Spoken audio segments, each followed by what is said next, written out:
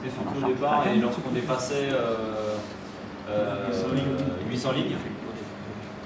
Donc là, on se bat parce qu'on a à peine à 500 prises. Donc on ne posera pas de châtelain. Donc on pose actuellement donc, des armoires de rue, donc des petites, des 2 x 8 U qui vont jusqu'à 460 logements et des 2 x 40 U jusqu'à 800 logements. Donc nous on sera sur ce type d'armoire. Donc là vous avez les dimensions. Donc 2,16 m par 1,60 m sur 50 cm de profondeur. Donc voilà. Et les armoires de rue, ça se présente comme ça. Donc on les a en verre mousse ou en gris lumière, selon où elles sont positionnées. Sur des doigts de haie, c'est vrai qu'en verre ça passe plus inaperçu. Et pourquoi c'est aérien et ça peut pas être enterré ça? Comme ça. Ça peut pas être sous l'armoire. C'est pas en aérien l'armoire. Non, vous voulez dire à la surface comme ça? Oui. Alors en fait, là et derrière, donc, les opérateurs vont venir intervenir dans l'armoire pour venir raccorder chaque client. Oui, il y a tous les branches. Donc en fait, c'est le même principe que les SR d'Orange. Mmh. Les petites armoires qu'on a pour Orange, c'est la même fonction.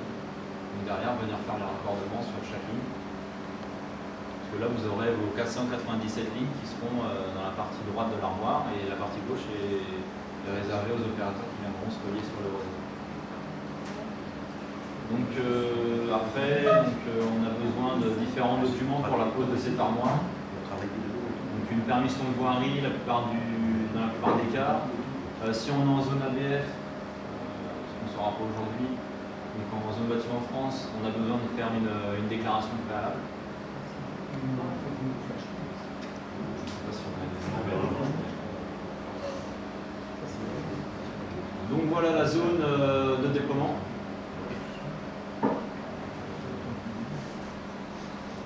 C'est ce qu'on appelle une poche. Voilà.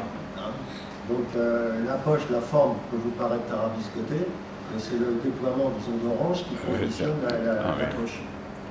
C'est les communes, ça, c'est la superficie des communes. Oui, mais dans certains cas, on coupe des communes. Des fois, il y a des communes qui sont sur 2 poches. Ils sont sur 2 poches. Voire 3 même. Oui, oui. Des fois, c'est légèrement coupé. À chaque maison, ils sont sur 2 poches. Jutigny est sur 2 poches. Ah ouais. Donc voilà. Donc le premier emplacement. Ouais. On va passer parce que. Si, c'est bon quand même, parce que vous connaissez quand même l'emplacement. Oui. Ils connaissent l'emplacement. À côté du justement le NRA en fait.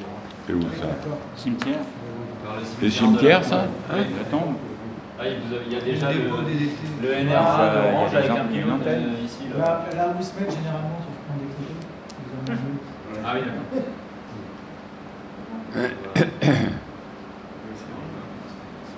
Pardon, je vais revenir sur les lignes aériennes dans les granges.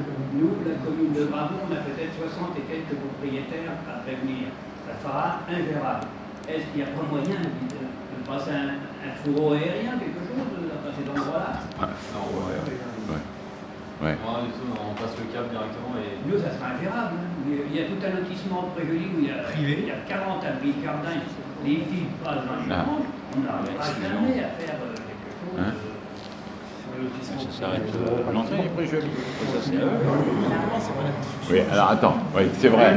Non, mais, Rémi me fait la remarque, c'est un lotissement privé de loisirs. C'est un lotissement privé de loisirs avec des petites maisons sur tout ça.